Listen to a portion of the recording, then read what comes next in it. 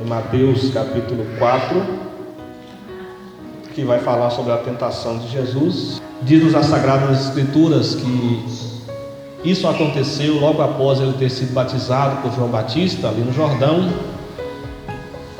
E conforme lemos, João o batiza e imediatamente após o batismo o Espírito Santo desce sobre ele em forma de pomba, e também há um sinal nos céus onde uma voz disse: esse é o meu filho amado, em quem me comprazo.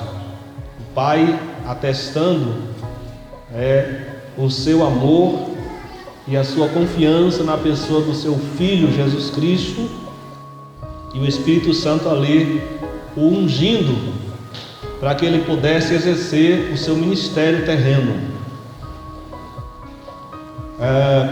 A tentação ali naquele deserto, ela foi uma tentação que girava em torno da humanidade de Jesus, ou seja, o Jesus homem sendo ali tentado.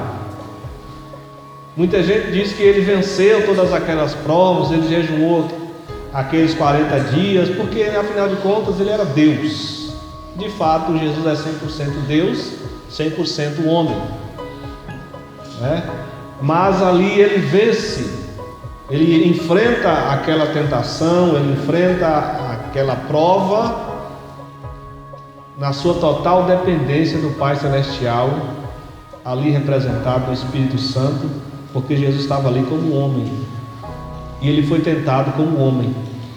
O escritor aos Hebreus diz que ele, assim como nós, foi tentado em tudo, mas em nada ele pecou. Então as tentações de Jesus vieram, ele as recebeu e ele as enfrentou como homem, como ser humano. E tanto o fato de o Espírito Santo ter descido sobre ele prova de que tudo que ele fez, tudo que ele enfrentou como homem na dependência do Espírito Santo, na dependência do Espírito Santo. Isso vem a nos ensinar que, apesar das dificuldades, das tentações, nós também podemos vencer. A igreja também pode vencer, basta ela seguir os mesmos passos de Jesus. Então a tentação virá, não importa a posição que nós ocupamos, não importa o grau de instrução que nós tenhamos, não importa se nós somos ricos ou pobres, as tentações virão, e vindo elas nós temos a possibilidade de vencê-las, assim como Cristo venceu, porque ele disse que no mundo nós teríamos aflições, e essas aflições vêm em forma de, muitas vezes, de doença, essas aflições vêm em forma da perda de um ente querido, essas aflições vêm em forma de tentação. Mas ele conclui a frase dizendo: tende bom ânimo, eu venci o mundo, eu venci. Então nós também temos esta esperança, esta confiança de que assim como ele venceu, nós também podemos vencer. E aqui nós lemos no texto que ele foi tentado pelo diabo, diretamente pelo diabo.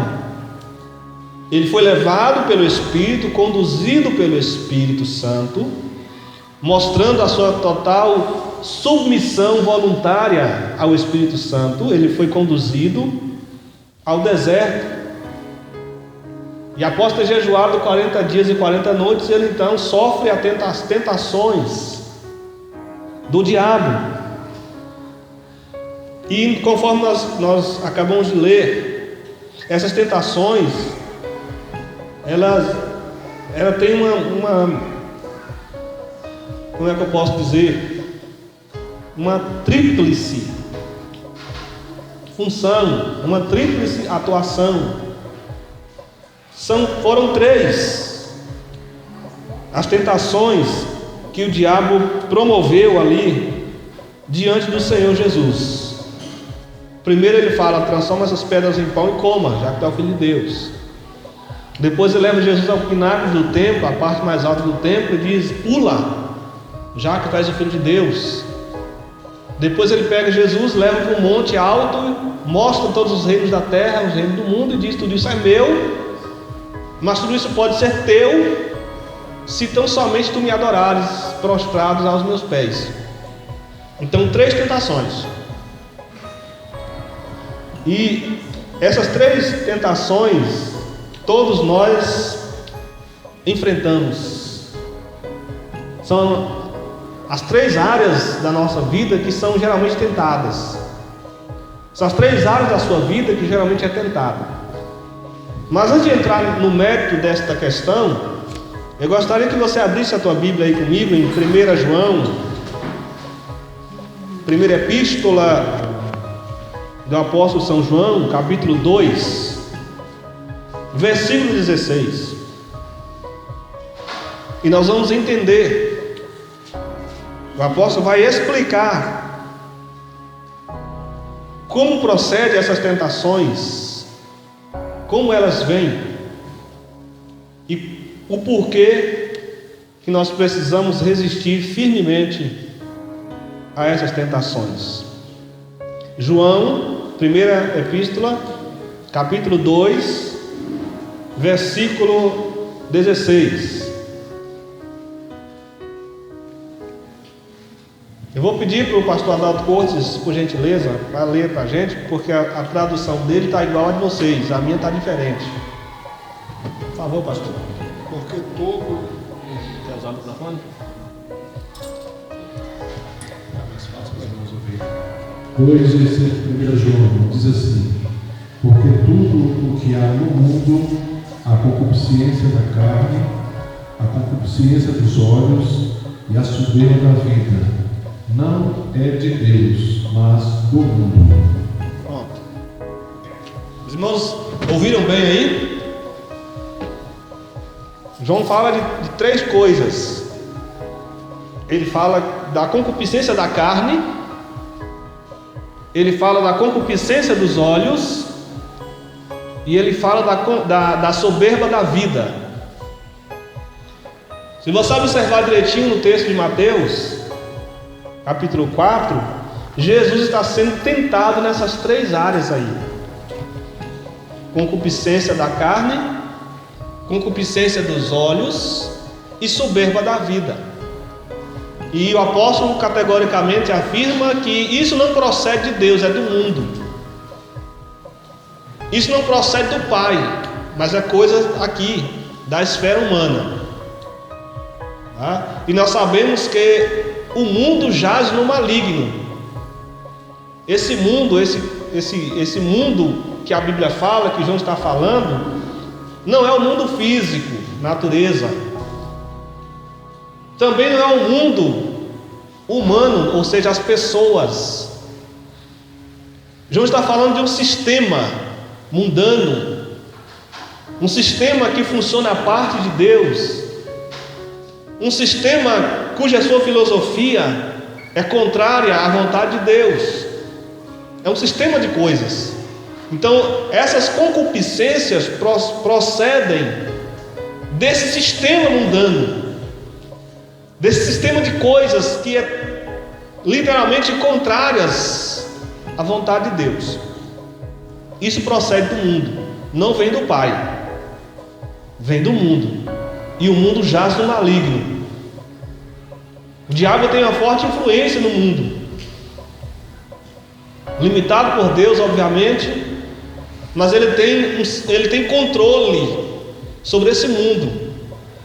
A Bíblia diz que ele controla as hostes espirituais da maldade nos lugares celestiais, demônios em várias categorias, e ele exerce influência também nos reinos da terra, nos governos, na política, na economia, nos sistemas que regem a humanidade. E o mundo jaz no maligno. Essas coisas provêm do mundo. E Jesus foi tentado aí. E baseado nisso, eu quero apresentar para vocês as propostas de Satanás, não para você acatar, viu? Apresentar a proposta de Satanás para que a gente possa entender quais são essas propostas, para que a gente possa combater essas propostas, rejeitar essas propostas e firmemente mantermos a nossa confiança em Deus, para que o inimigo possa bater em retirada da nossa frente. A Bíblia diz que nós precisamos resistir ao diabo, e só resistindo ao diabo é que ele foge. Se a gente ficar dando guarita, dando conversinha, se a gente ficar dando bobeira, o inimigo não vai nos deixar em paz. Mas a Bíblia diz: se nós resistirmos ao diabo, ele vai fugir de nós. Então as suas propostas foram lançadas aqui para Jesus. Primeira proposta: se realmente tu és o Filho de Deus, transforme essas pedras em pães e coma. Nota que Jesus estava com fome. O texto é claro em dizer que após ter jejuado 40 dias e 40 noites, Jesus teve o quê? Fome. Ele estava com uma necessidade. O seu corpo estava necessitando, o seu corpo estava querendo comer. Havia uma fome que precisava ser saciada. E o diabo chega para Jesus e diz assim: se tu és o Filho de Deus, então transforme essas pedras em pão e come. A pergunta que eu faço é: comer é pecado? Comer é pecado? Não é. Comer não é pecado. Tinha algum problema Jesus transformar aquelas pedras em pão e comer? Não tinha. Não teria problema nenhum. Para ele não seria problema nenhum. Mas ele simplesmente não quis. Ele rejeita, porque era uma proposta do maligno. E ele, assim como nós, não podemos viver de acordo às propostas do maligno. Não podemos viver de acordo à vontade do maligno. Não podemos aceitar as sugestões do maligno. E ele então diz assim, é como se ele estivesse dizendo assim: realize ou satisfaça todos os teus desejos. Você não está querendo comer? Então satisfaça esse desejo, satisfaça essa vontade que você tem. Transforme essas pedras em pão, coma. Então, quando João diz a concupiscência da carne, é justamente a palavra concupiscência, quer dizer desejo, anelo. E ela está sendo utilizada aqui como o desejo de fazer aquilo que é proibido. Concupiscência da carne, desejo da carne. E que tipo de carne João está falando? Não está falando do nosso corpo físico. Ele não está falando dos nossos ossos, do nosso sangue, dos nossos músculos. Ele está falando da nossa natureza pecaminosa. São os desejos provenientes da nossa natureza pecaminosa. É o desejo de fazer aquilo que não agrada a Deus. É o desejo de fazer aquilo que é contrário à palavra do Senhor. Então, aí João diz que a concupiscência da carne não vem de Deus, é do mundo. E Satanás está tentando Jesus aqui justamente na concupiscência da carne, o desejo de satisfazer as vontades da carne. Isso nos leva a refletir sobre a nossa sociedade, a sociedade que nos cerca, que vive pelo prazer e para o prazer. É o prazer em ter bens, prazer em ostentar uma vida boa, prazer sexual, é o prazer de realizar-se pessoalmente, tudo isso à margem da vontade de Deus. E muita gente tem caído nessa tentação. Muita gente tem dito até que quem manda na sua vida é ela mesma e que ela vai fazer o que ela quiser da sua vida, porque ninguém tem nada a ver com isso. Vou satisfazer meus desejos, vou satisfazer minhas vontades, vou viver do jeito que é bom, do jeito que eu acho que é bom, vou viver do jeito que eu acho que é certo, e vou fazer as coisas que eu considero que são certas, e deixando Deus à parte. Então esta tentação é uma proposta de Satanás que vem no geral para tentar derrubar o crente. A busca pelo prazer, a vida em função do prazer, dos prazeres carnais. Eu não estou dizendo aquele prazer das coisas naturais, porque comer é uma coisa natural, irmãos. E um dos maiores prazeres da vida é comer, é se alimentar. Você não se sente feliz após um período de abstenção, sem comer alguma coisa, e você sente aquela fome, bate aquele cheiro de comida, e você, ao sentir o cheiro, já sente prazer, e ao degustar aquela comida gostosa, quentinha, esse prazer é satisfeito. Sim ou não? É natural. Comer é uma coisa natural. Mas quando esse desejo ele se torna um desejo exagerado, exacerbado, aí ele vira pecado. Aí o desejo de comer, de se alimentar, vira glutonaria. E glutonaria é pecado. Sim ou não? A Bíblia diz que glutonaria é pecado. O exagero. A palavra glutonaria significa exagero em todos os sentidos. O sexo dentro do casamento não é pecado. É algo de Deus para nossas vidas. Mas quando ele deixa de ser moral para ser imoral, aí ele vira pecado. Ou seja, quando é que o sexo é imoral? Quando ele é fora do casamento, quando ele é extraconjugal, quando ele é realizado entre jovens solteiros, que a Bíblia chama de fornicação, ou quando ele é realizado por pessoas casadas fora do casamento, que a Bíblia chama de adultério, ou quando ele é pervertido, como está muito bem espalhado, secularizado na nossa sociedade atual, o homossexualismo, o bissexualismo, o transexualismo, enfim, o sodomismo em suas variantes. Então, quando ele deixa de ser normal, quando ele deixa de ser natural, ele passa a ser um pecado. E é justamente essa busca pela satisfação dos desejos que a Bíblia chama de concupiscência carnal. Desejos por aquilo que é proibido, o desejo pelo que é proibido. E Jesus foi tentado ali na carne, ou seja, na sua natureza humana, um desejo, uma vontade intensa de comer. E aí veio a sugestão: irmãos, não se enganem, o diabo é ardil, é sutil, é sujo, ele é desonesto, é mentiroso. A Bíblia diz que ele mente desde o princípio, é o pai da mentira, ele é desonesto.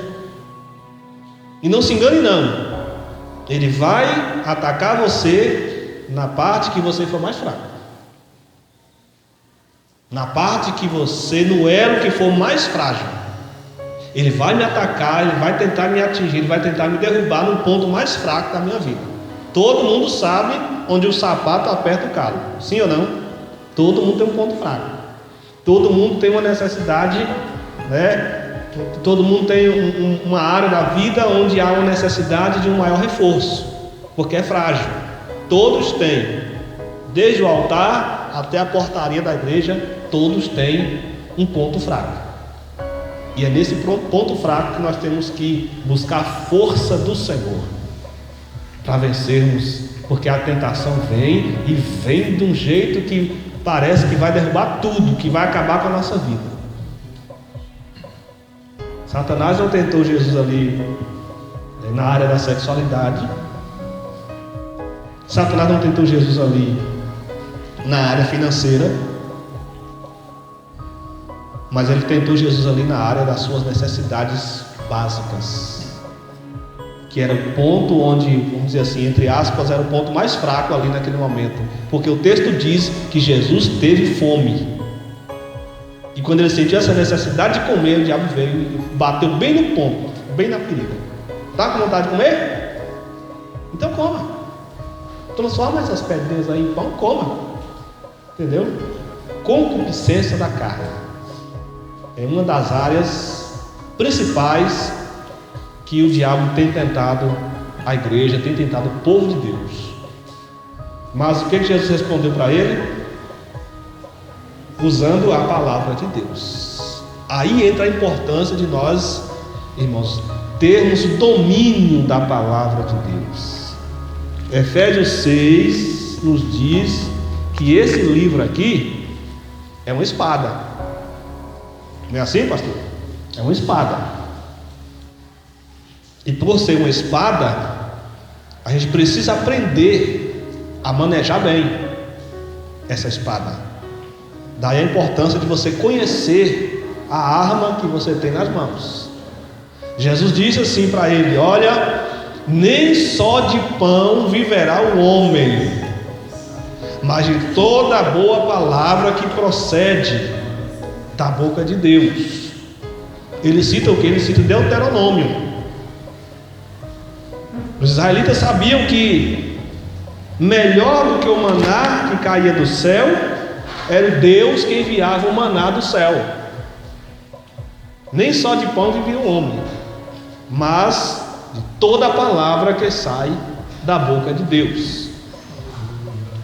Daí a importância que a gente está sempre batendo na tecla aqui, a importância de se participar dos cultos de ensino, a importância de se participar da escola bíblica dominical, a importância de se ler a Bíblia, de se meditar na Bíblia, de se inteirar da palavra de Deus, porque Jesus vence a tentação utilizando a espada do Espírito, que é a palavra de Deus.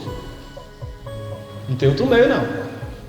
Não fique achando que você é forte o suficiente, que você ora o suficiente, que você jejua o suficiente e que você vai vencer todas as lutas apenas com isso, sem a palavra de Deus, que a gente está redondamente enganado. É palavra de Deus, irmão, palavra de Deus. No dia que a igreja colocar isso no coração, no dia que todos os crentes colocar isso, esse desejo no coração, aí sim nós vamos ter pessoas fortes, firmes, que não se balançam com vento algum.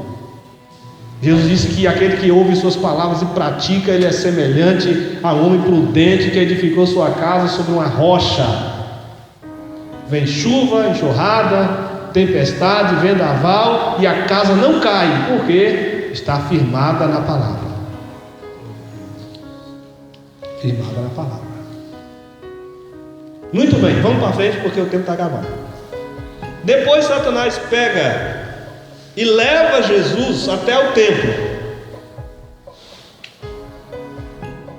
e diz assim para ele, leva ele até um ponto mais alto do templo, o pináculo do templo, e diz assim: se tu és o filho de Deus, então pule daqui para baixo.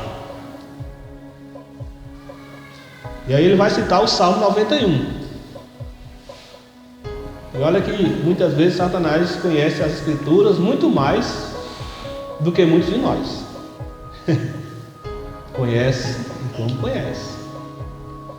Conhece a Bíblia muito mais, às vezes até do que eu e você, né? Ele vai citar o Salmo 91, me parece que é os versículos 11 e 12, onde fala assim: aos teus anjos dará ordem a teu respeito, para que te guardem, para que não tropece com teu pé em pedra alguma. Então pula daqui, porque aos teus anjos dará ordem a teu respeito, e eles vão te guardar. E se você pular daqui, você não vai se machucar, porque você vai estar guardado pelos anjos. Então, a segunda proposta de Satanás é esta: faça coisas incríveis. Você pode fazer coisas incríveis. E aliás, eu posso até te ajudar, é uma proposta dele, viu? Aliás, eu posso até te ajudar a fazer coisas incríveis. É o que João está chamando aqui de soberba. Sabe o que é soberba?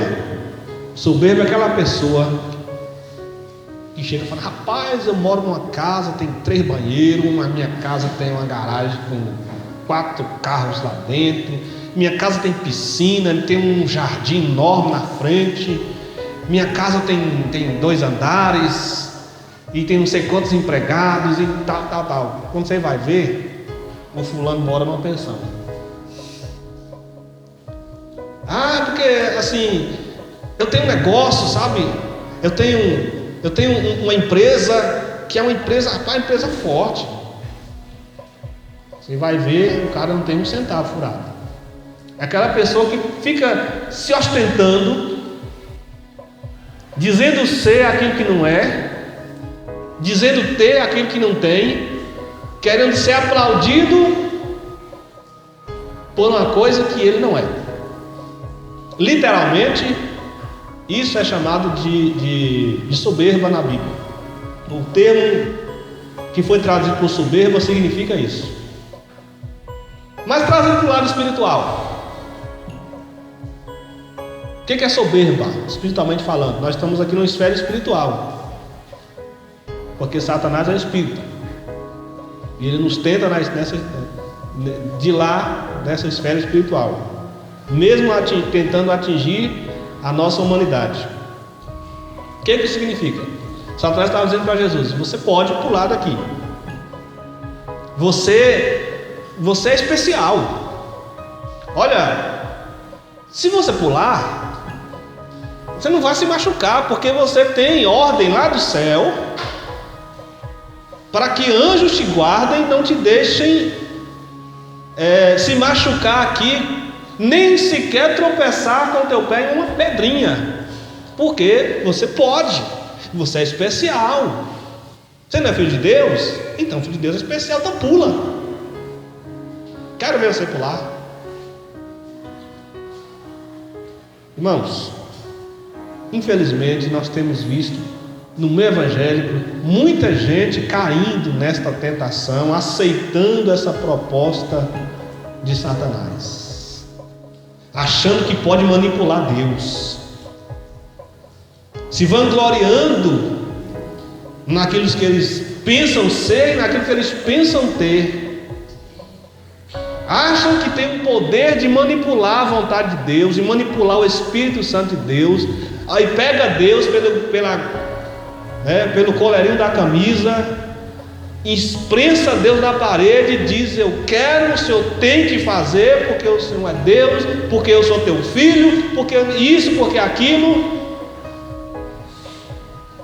Estão brincando com Deus, estão caindo nas armadilhas de Satanás, aceitando as sugestões, as propostas de Satanás, achando que é alguma coisa no reino de Deus, coisa que ele não é, coisa que ele não pode fazer.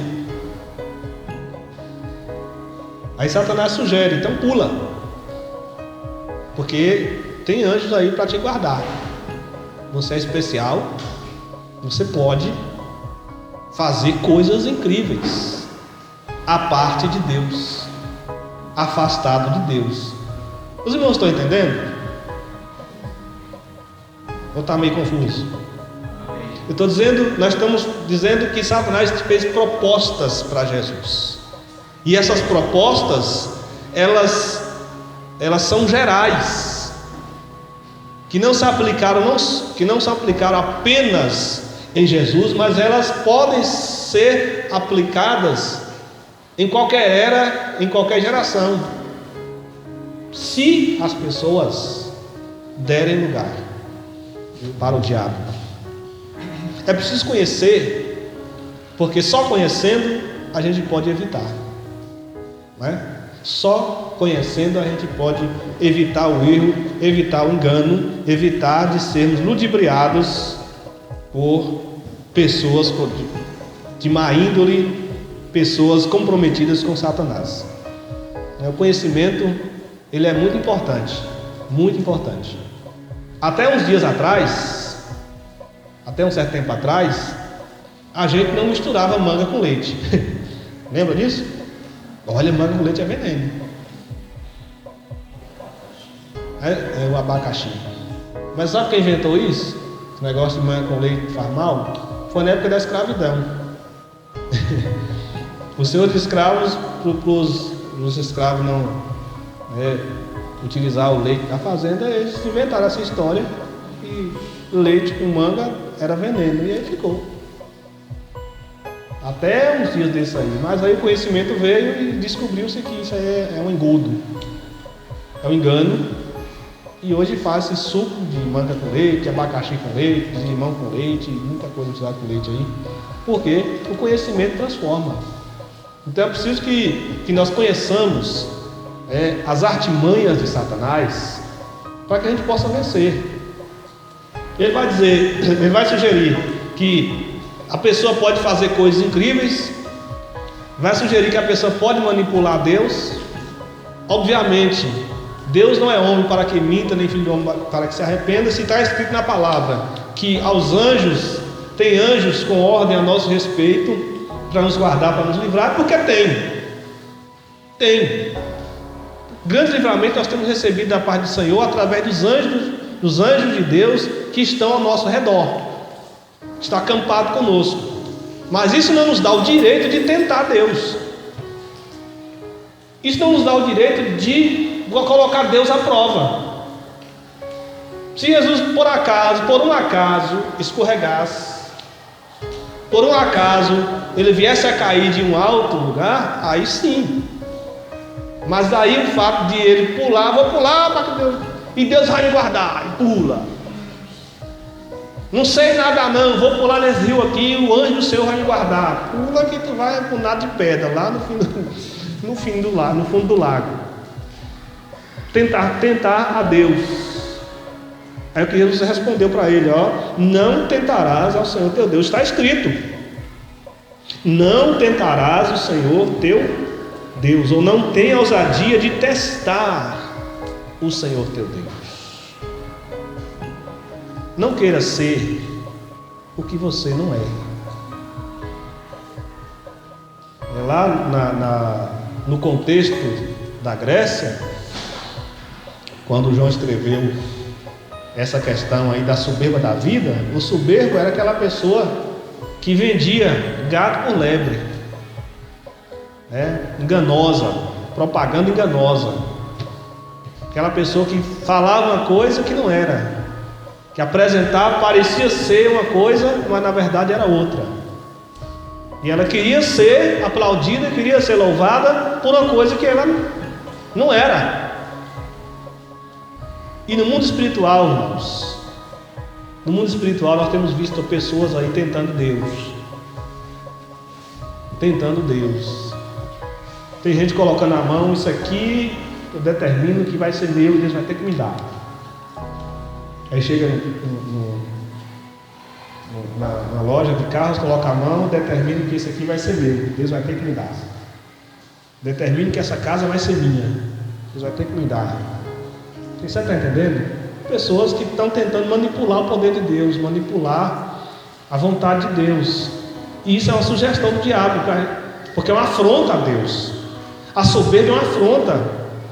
O primeiro que caiu nesse erro da soberbia foi o próprio diabo. Achou que era o tal, que era o anjo mais bonito, que era o mais poderoso, que era o aferidor de medida, e aí o seu coração vai descer e falar: tá, como eu sou então poderoso, forte e lindo, eu vou tomar o lugar do Jeová. Foi o primeiro a agir de forma soberba. Davi foi severamente repreendido, Israel foi severamente castigado porque também entrou nesse engodo da soberbia.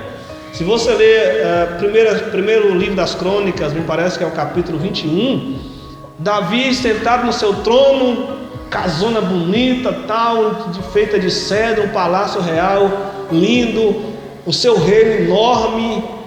Me parece que seu exército tinha cerca de 100 mil soldados armados para a guerra. E ele chama Joabe, quero saber quantas pessoas tem meu reino. Quero saber eu sou rei de quantas pessoas. Quero saber quão poderosa é a nossa nação.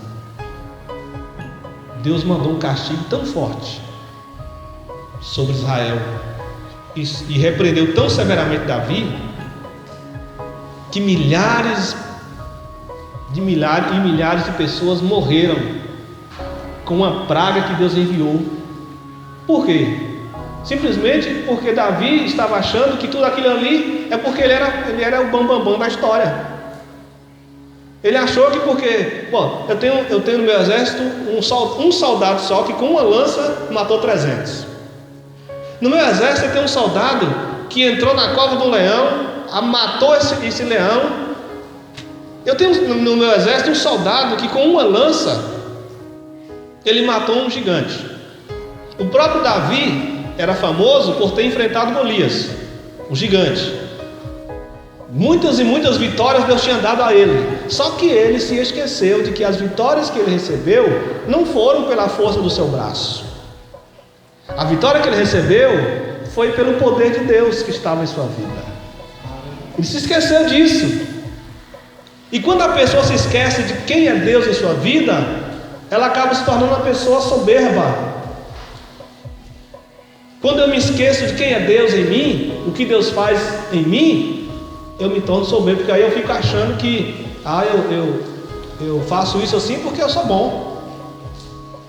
Eu prego porque eu sou bom. Eu sou inteligente, eu estudo. Eu prego, eu canto porque eu sou bom. Eu faço missões porque eu sou bom. Eu oro muito porque eu sou bom.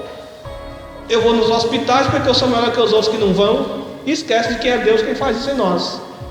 E quando se esquece que é Deus quem faz isso em nós nos tornamos soberbos. E isso é uma sugestão de Satanás, porque Deus aborrece do soberbo, ele abate o soberbo. A Bíblia diz que ele abate o soberbo, mas exalta o humilde, aquele que se humilha. Então, diante de Deus, humildade conta muito. Humildade conta demais. Então, nós devemos, irmão, nos submeter ao poder de Deus, nos submeter à vontade de Deus, nos submeter àquilo que Ele tem determinado para nós, e não às sugestões de Satanás. Faça coisas incríveis, você pode, você é capaz, você é especial. Você é filho do reino, filho do rei. Inclusive tem até muitas músicas que aceleram esse pensamento. Tem outro que diz que filho do rei não pode ser plebeu, não pode mendigar um pão. Tem outros que diz que você vai vencer, que você é especial, que você vai vencer, tal. Tem verdade nisso? Tem, mas a gente não pode correr o perigo de ficar achando, porque somos filhos de Deus, porque somos crentes, nós não vamos enfrentar dificuldades, nós não vamos enfrentar problemas. Não podemos esquecer disso, tá? Isso é soberba, e é uma sugestão, é uma proposta de Satanás. Jesus não aceitou esta proposta e disse: não tentarás o Senhor teu Deus. Não coloque Deus no teste. Não faça isso, porque todos que fizeram isso saíram perdendo. Satanás saiu perdendo, Davi saiu perdendo, o povo de Israel saiu perdendo, porque tentaram Deus, tentaram manipular o poder de Deus, e Deus não se deixa manipular por ninguém. A glória é dele, o poder é dele, a autoridade é dele, tudo é dele, como o hino que a gente canta aqui sempre, estou aqui por ele, o louvor é dele, a igreja é dele, o poder é dele, esse povo é dele, essa igreja é dele, tudo é dele. Nós somos apenas seus servos, apenas seus servos. E para finalizar, o diabo transporta Jesus para um monte, uma montanha alta. E lá ele mostra todos os reinos da terra. Está no versículo 8. Então ele transporta Jesus para lá e mostra os reinos. Tudo isso aí é meu. Tudo é meu. Todos os reinos da terra são meus. E de fato, irmãos, o diabo ele exerce muita influência nos reinos da terra. Nós já falamos isso aqui a princípio. Ele exerce muita influência sobre as nações. Mas tudo isso será entregue nas mãos de Jesus, mas não pelo diabo. Vai ser entregue nas mãos de Jesus pelo Pai de uma forma muito mais gloriosa do que se possa imaginar. Porém, sabemos que há muita influência do inimigo no mundo que nós vivemos, muita influência.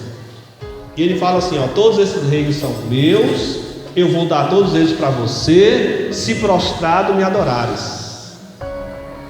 João vai chamar isso aí de concupiscência dos olhos, desejo dos olhos, desejo provocado por aquilo que a gente vê, concupiscência provocada, desencadeada pela nossa visão. Então, a Bíblia diz que os olhos, eles são a candeia do corpo. Os olhos são a candeia do corpo. Algum escritor diz que os olhos são as janelas da alma.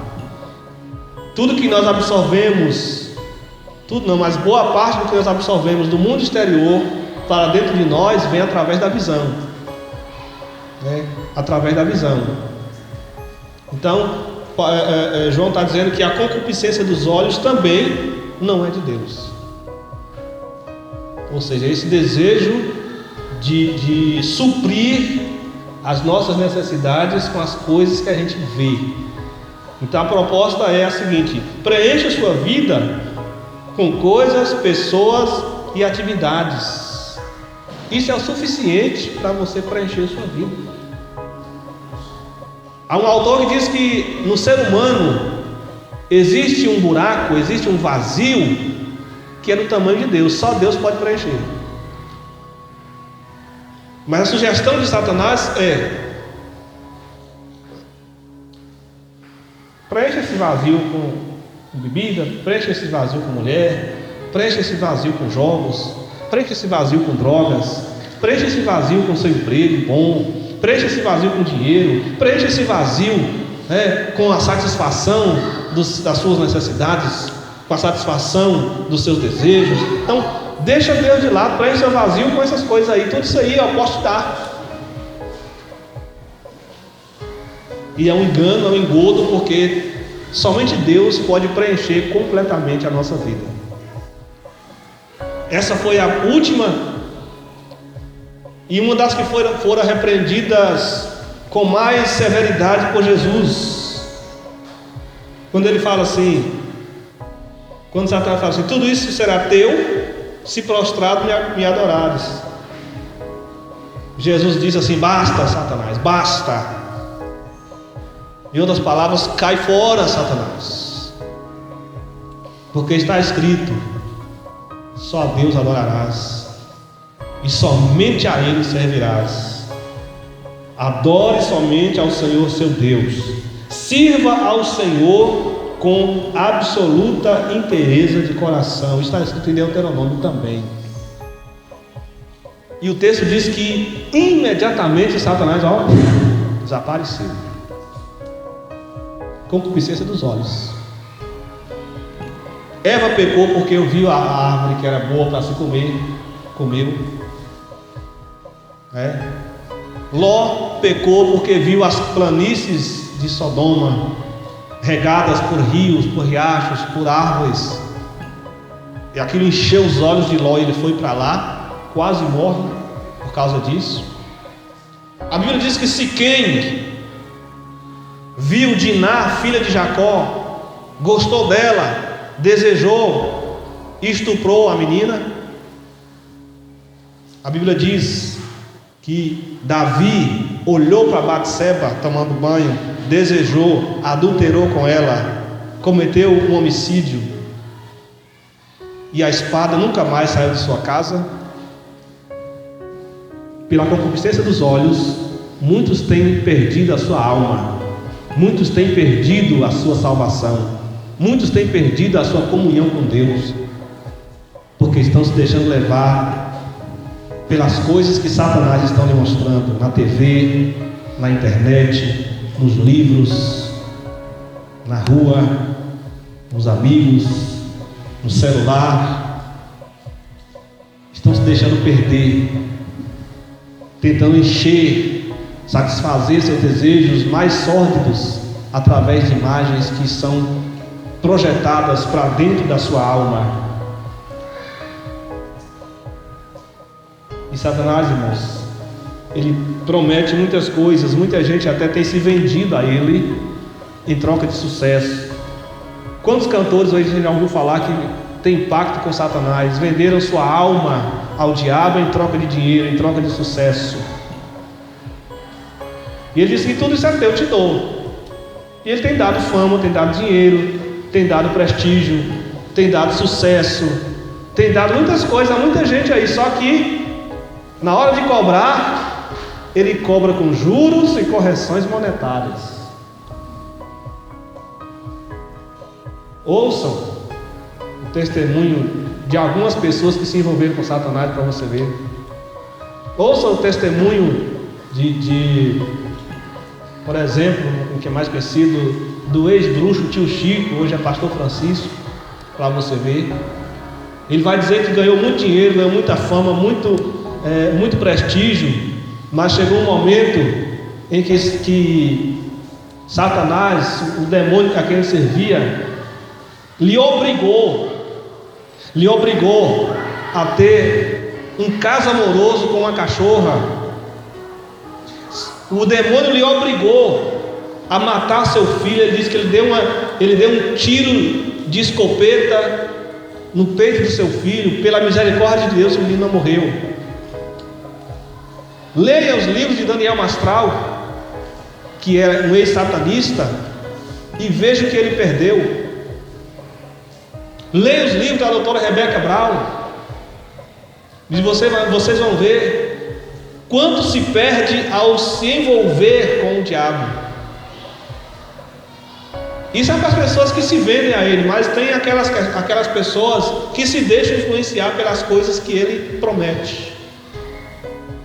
Promete prazer, promete emoção, promete dinheiro, promete isso, promete aquilo, e as pessoas estão indo. Mas ao modo de Jesus, nós temos a palavra de Deus que nos ajudará a vencer todas as propostas de Satanás, todas as tentações que virão, todas as armadilhas que ele tem preparado para destruir a minha vida, para destruir a sua vida, para destruir nossa família, para arrancar nossa fé, para acabar com o nosso relacionamento com Deus. Nós podemos vencer mediante a palavra de Deus. Ame a palavra de Deus, irmãos. Ame a palavra de Deus. Ame, dedique, gaste tempo lendo, meditando, gaste tempo ouvindo, estudando a palavra de Deus, irmãos. Vale a pena. É a única coisa que nos fortalece e nos torna resistentes a essas tentações, a essas provocações do inimigo, é a palavra de Deus. Jesus era um homem de oração. Ele passou esses 40 dias no deserto, jejuando e orando. No seu ministério, várias vezes ele se retira para orar. Ele jejuava, fazia seu devocional com Deus, mas Jesus recorreu à palavra de Deus para vencer as tentações. Então, quer ter uma vida vitoriosa? Obviamente eu não estou aqui dizendo para você não orar, para você não jejuar, não estou aqui dizendo para você parar com o seu devocional, não. Estou dizendo que vencer as tentações, vencer o inimigo, além de orar, além de jejuar, além de ter vida devocional com Deus, nós precisamos manejar bem a palavra de Deus, conhecer a palavra de Deus,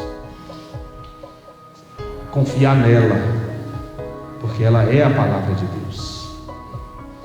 Ela nos fortalece, ela nos alimenta, ela ilumina o nosso caminho, ela nos dá vitória, ela nos revela quem é Deus, ela abre o nosso entendimento, ela é apta para discernir pensamentos, penetra até a divisão da alma, do espírito, das juntas e medulas. A palavra de Deus. As propostas de Satanás virão, e sempre virão, porque ele está ao nosso derredor, bramando como um leão, buscando quem possa tragar. Mas ao nosso redor estão os anjos de Deus, dentro de nós está o Espírito de Deus, e na nossa mente e na nossa boca deve estar a palavra de Deus. Deve estar a palavra de Deus. Que o Senhor Jesus continue nos abençoando.